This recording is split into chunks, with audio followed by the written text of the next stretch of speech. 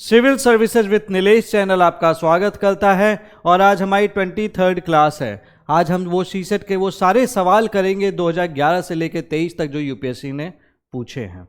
और इससे पहले मैं आगे बढ़ूं, जल्दी से इस वीडियो को लाइक कर दीजिए और उस चैनल को सब्सक्राइब कर लीजिए ताकि कोई भी इंपॉर्टेंट अपडेट्स ना छूटे।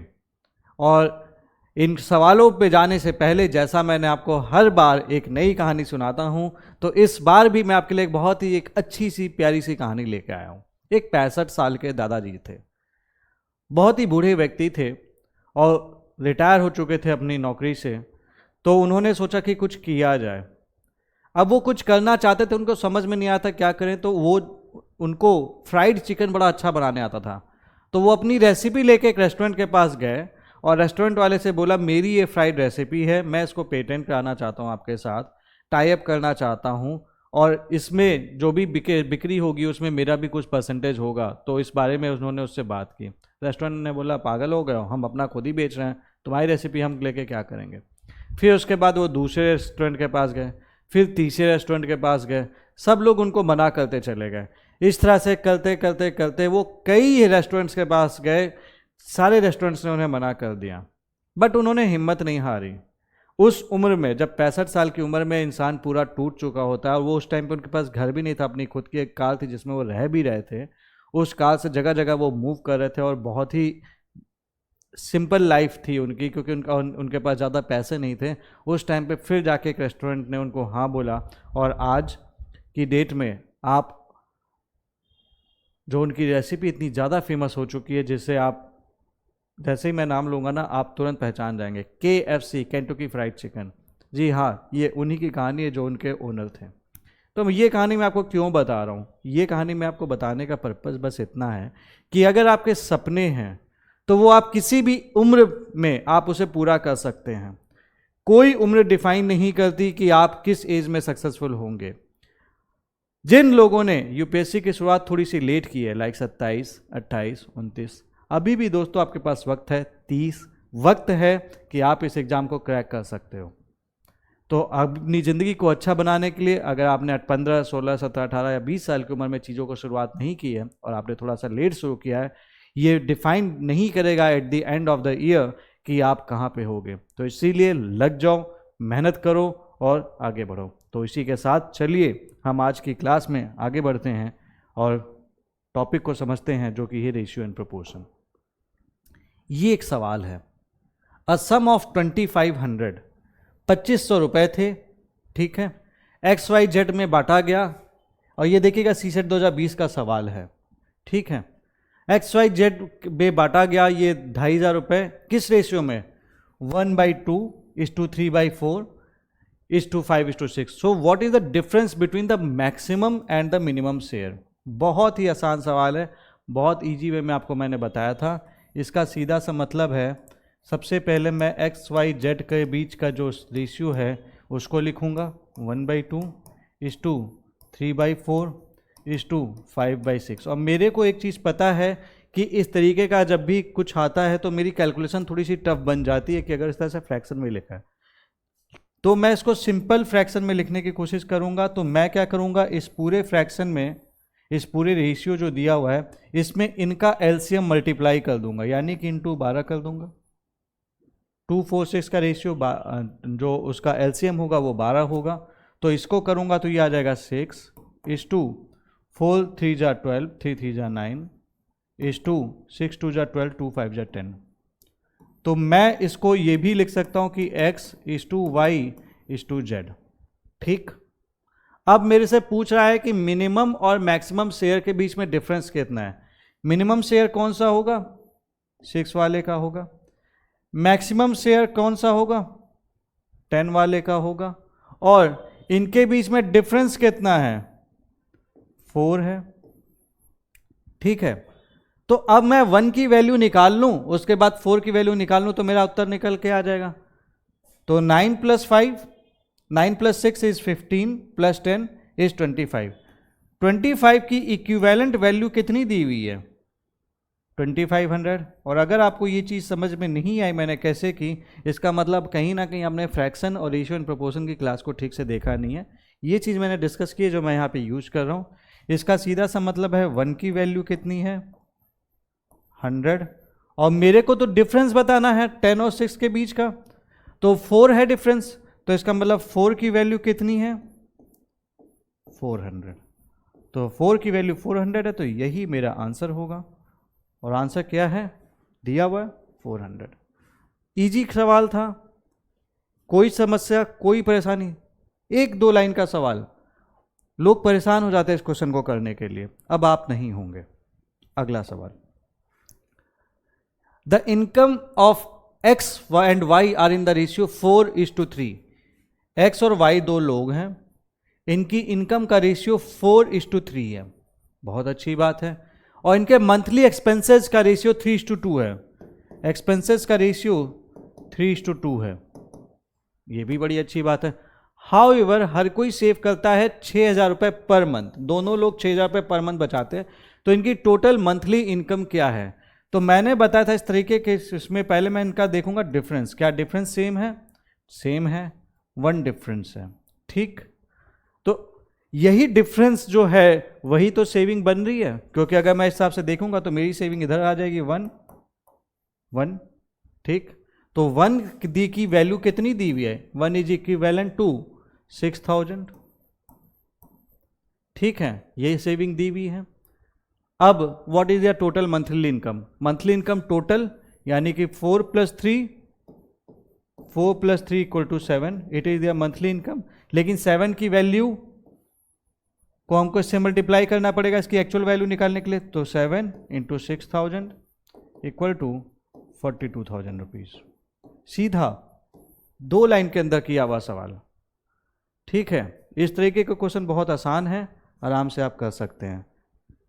बाकी दूसरा तरीका मैंने आपको बताया ही था, आप इनकम को ये भी मान सकते हैं 4x 3y 4x and 3x, और एक्सपेंडिचर को 3y 2y, फिर 4x - 3y = 6,000, 3x - 2y = 6,000, फिर यहाँ से हम x की वैल्यू निकालेंगे, फिर वैल्यू पुट करेंगे, फिर निकालेंगे, बट वो लंबा कैलकुलेशन हो जाएगा।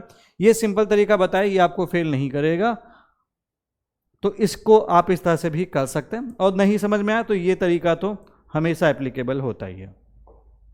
तीसरा सवाल, monthly income of Peter and Paul 2015 का सवाल है, are in the ratio 4:3।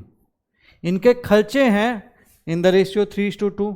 If each save ₹6,000 at the end of the month, इनके monthly income respectively are in rupees. तो ये देखिए, ये सवाल और जो ये पिछला सवाल था सीसेट 2017, यहाँ से आप देख पा रहे होंगे कि क्वेश्चंस तो आपके रिपीट भी होते हैं, एक तरीके का रिपीटिशन ही है। यहाँ पे टोटल मंथली इनकम पूछा है, यहाँ पे इनकी इंडिविजुअल मंथली इनकम पूछा है।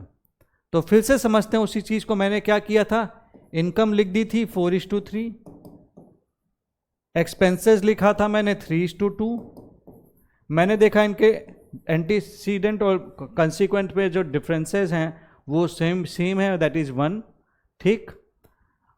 इसका मतलब 1 इज इक्विवेलेंट टू 6,000, इसका मतलब पीटर अगर इसकी इनकम 4 है तो इसकी इनकम है 4 × 6,000, दैट इज 24,000, और पॉल की इनकम 3 × 6,000, दैट इज 18,000।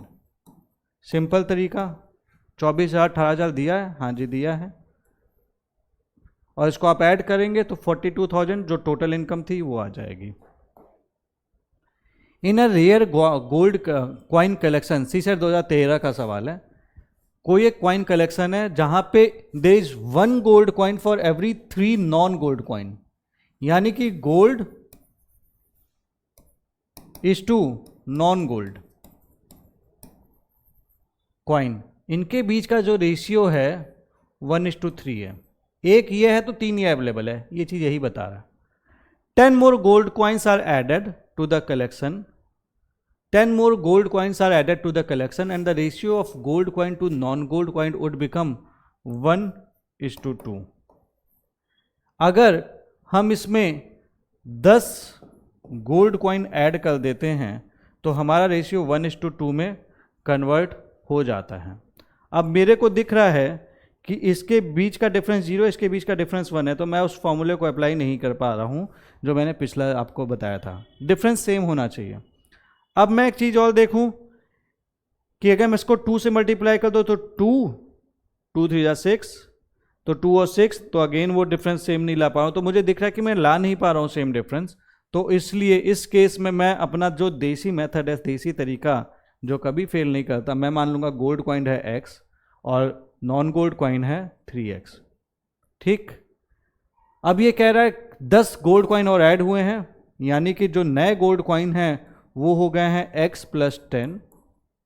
ठीक, तो इसके चलते जब ratio of gold coin to non gold coin will be 1:2। इसका सीधा सा मतलब है, यानी कि gold coin to non gold coin is equal to 1:2, that is 1/2।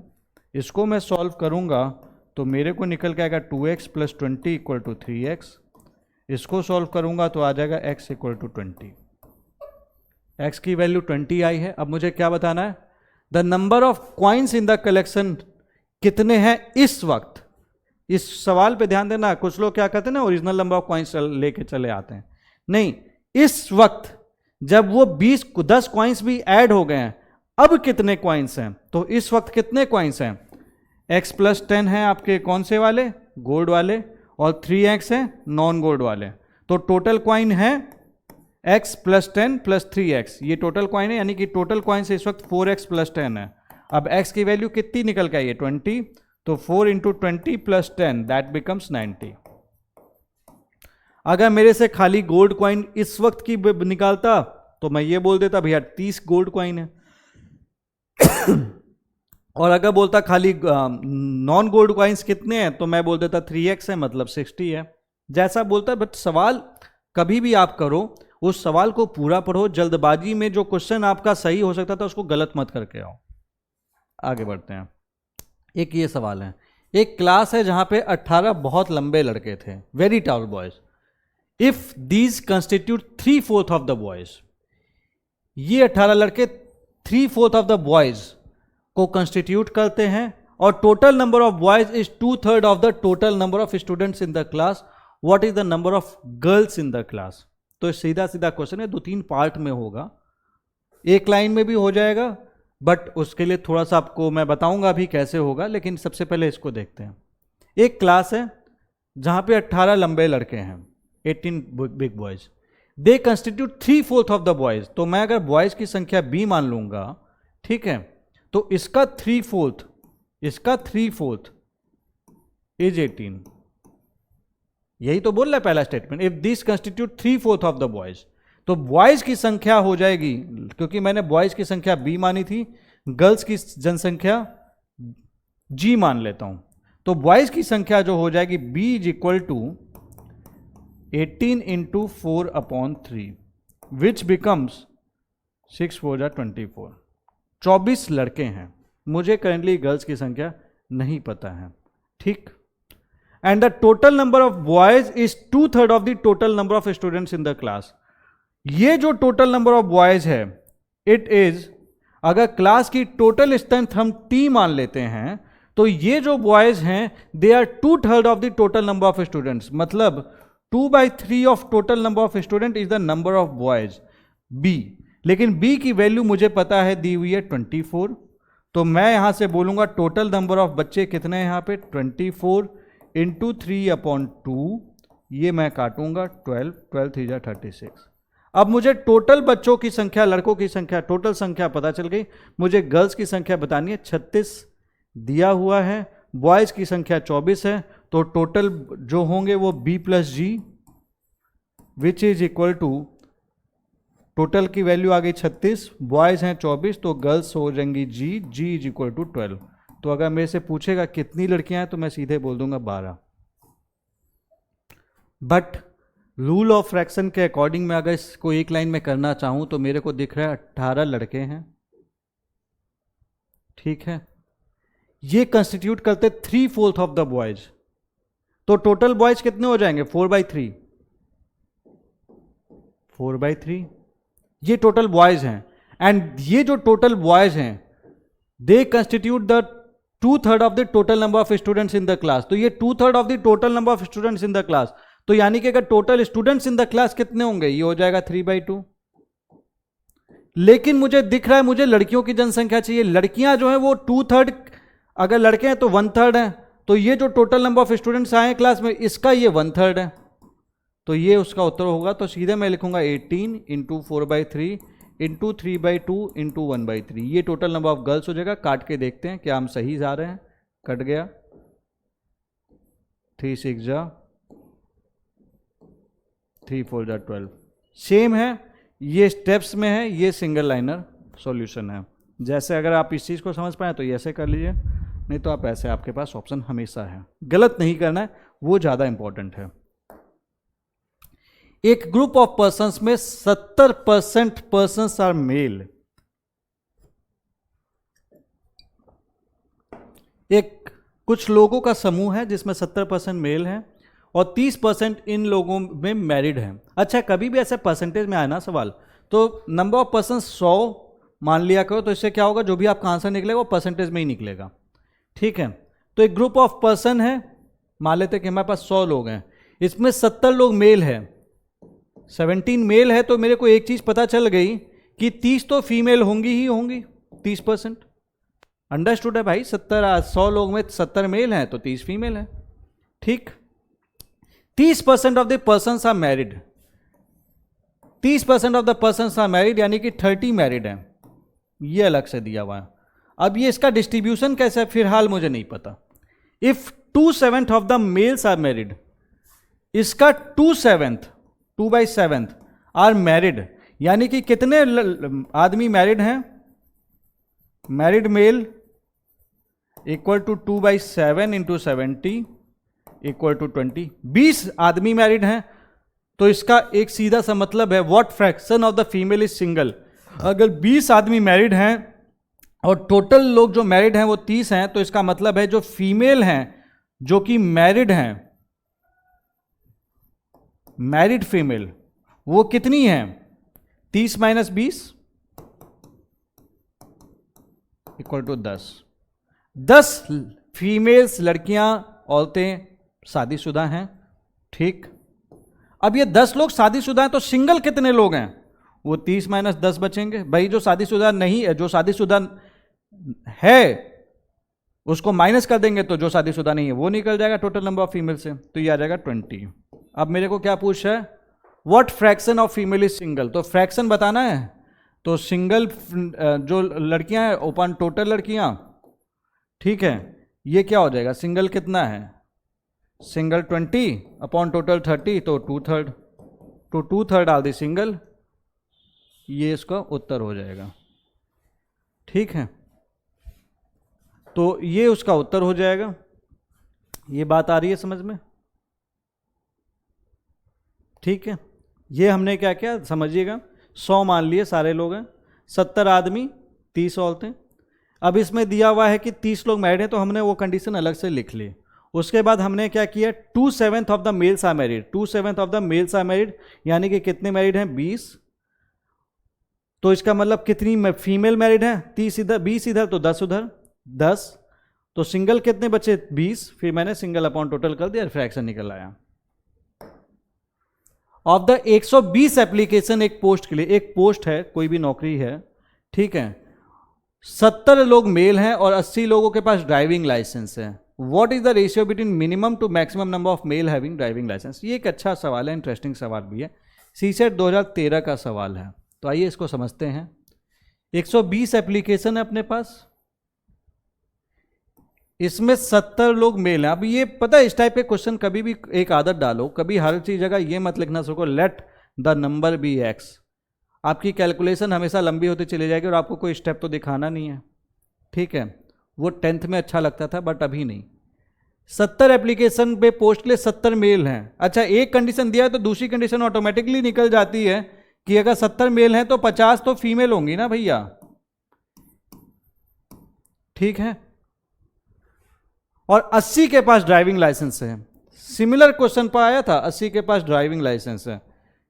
इसमें भी सिमिलर क्वेश्चन था 2011 में, 2013 में सिमिलर क्वेश्चन आ गया, 80 के पास ड्राइविंग लाइसेंस है।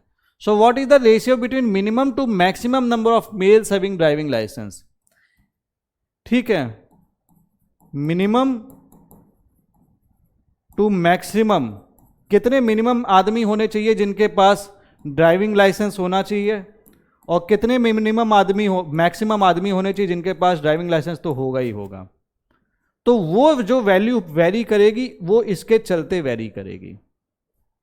एक कंडीशन हम ये मान लेते हैं, सपोज कीजिए कि 50 की 50 फीमेल्स के पास ड्राइविंग लाइसेंस है, तो इसका मतलब ये हो गया कि 30 मेल के पास ड्राइविंग लाइसेंस होगा। जब हम सारी फीमेल को ड्राइविंग लाइसेंस दे देंगे तो आदमियों को तो देने के लिए कम बचेगा ना, सीधी सी बात है। तो ये जो मिनिमम नंबर ऑफ आदमी है वो तो ये हो जाएंगे, इधर मिनिमम हुआ तो उधर मैक्सिमम हो गया। अब इधर मैक्सिमम करके देखते हैं, इधर मिनिमम कर देते हैं। देखो सीधी सी बात है, दो क्वांटिटी दी हुई जो एक साथ वेरी कर रही है। इधर अगर तुमने मैक्सिमम लिया तो इधर हम मिनिमम ले लेंगे।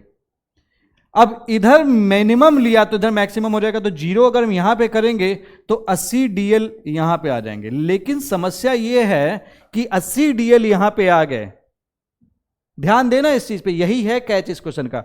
80 DL अगर यहां पे आ गए, आदमी तो 70, तुम एक आदमी को 2 DL तो दोगे नहीं ना, एक आदमी को तो एक ही DL दोगे।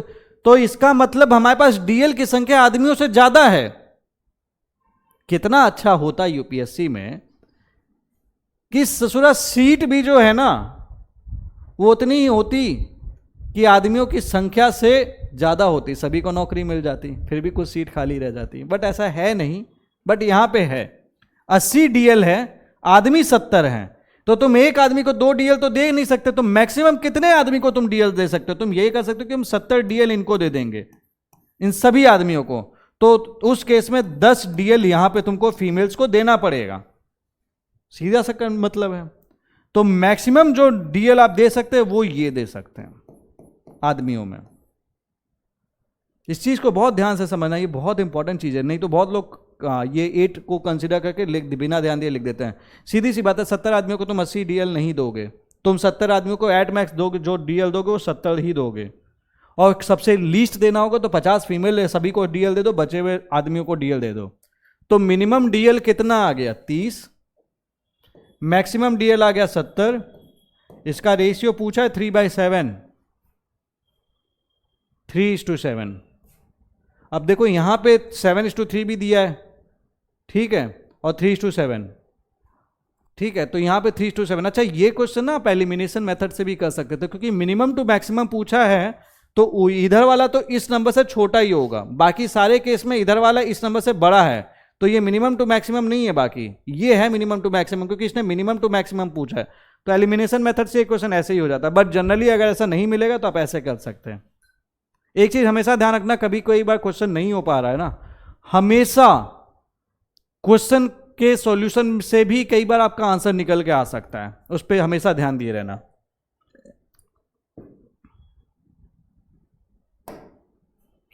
If the numerator and denominator of a proper fraction are increased by the same positive quantity, which is greater than 0, the resulting fraction is।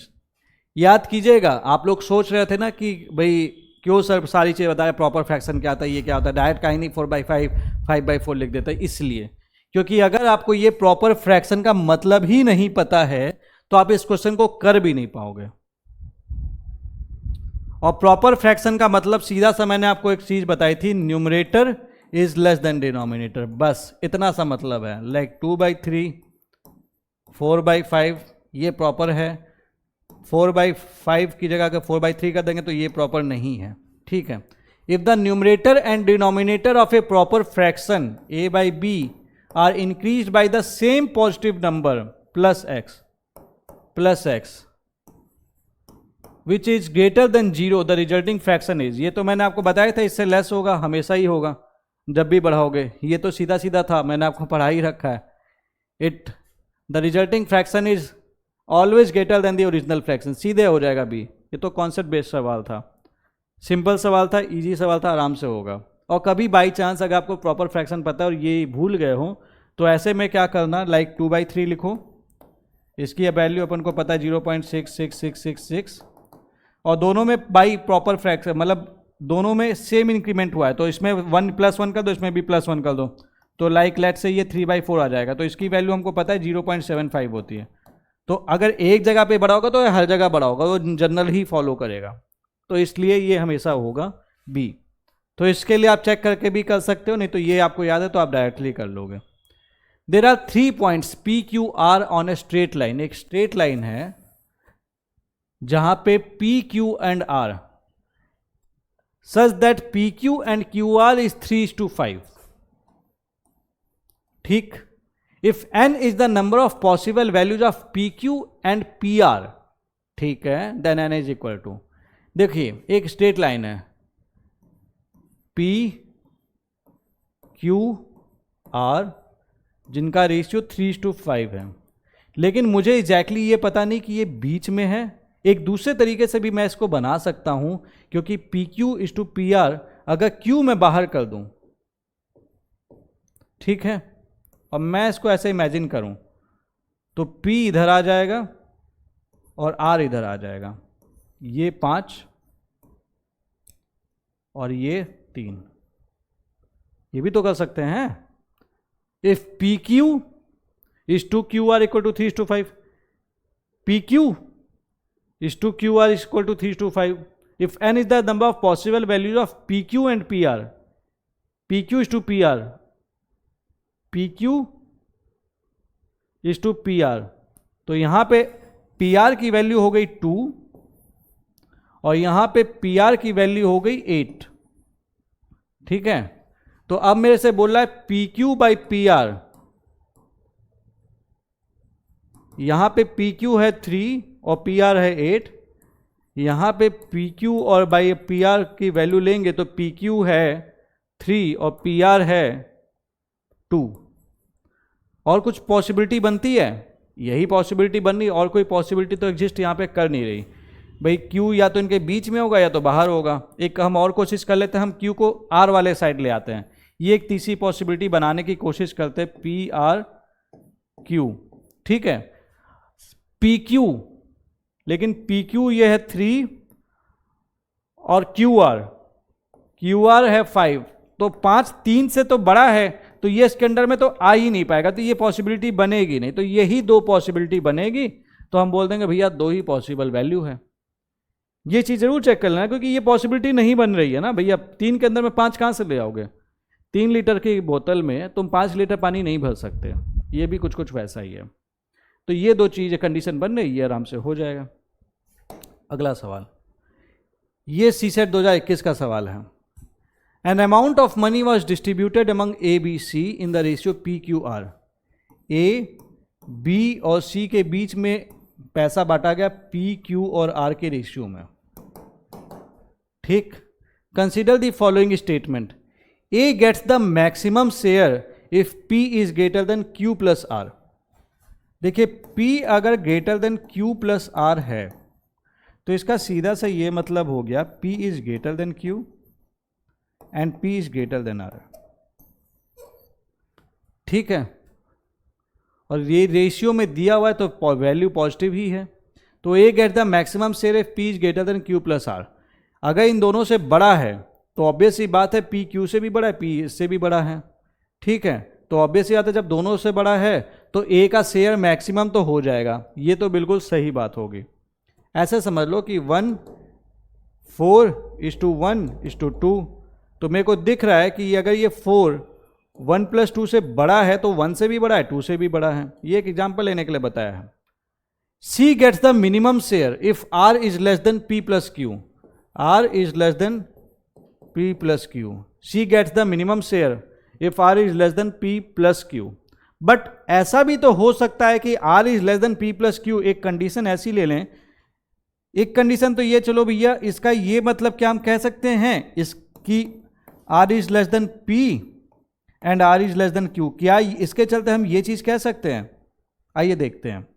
Suppose मैं एक वैल्यू पुट करता हूं, R की वैल्यू रख देता हूं 3 और मैं बोलता हूं इट इज लेस देन 2 + 5, ठीक। P की वैल्यू 2 ले ली, Q की वैल्यू 5 ले ली, तो मेरे को एक चीज दिख रहा है, R is less than Q तो है, लेकिन क्या R is less than P? P है नहीं, R is greater than P है। तो इसका मतलब इस केस में आर पी से छोटा नहीं होगा, तो इस केस में पी मिनिमम हो जाएगा।